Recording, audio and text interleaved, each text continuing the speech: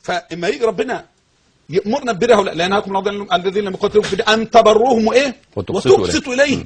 القضيه ربنا امرني بالبر هذا والقسط اليه. فانا ما بامرش، بس بقول كلمه واحده: حد في مصر من الكتاب المرتزقه ولا من الاعلاميين المرتزقه يجرؤ يتكلم على شنوده بحرف. وشنوده ما تزعلش مني لا يساوي نعل النبي صلى الله عليه وسلم. وشنوده ما تزعلش مني لا يساوي نعل النبي صلى الله عليه وسلم. وشنوده ما تزعلش مني لا يساوي نعل النبي صلى الله عليه وسلم. اكيد انا بقولها اهو، بقولها اهو باعلى صوتي. حد منهم يجرؤ يتكلم على رئيس الجمهوريه هيروح في 60 داهيه، على ملك السعوديه في 60 داهيه، على اي رئيس عربي في 60 داهيه، انما على محمد صلى الله عليه وسلم، على ربنا، على الدين، لا، ودي مهزله. ولذلك انا اناشد اولياء الامور، بقول لهم من سبب يعني من ضمن اسباب الخروج والتكفير والتفجير ظهور امثال هؤلاء والسقوط عليه. صحيح.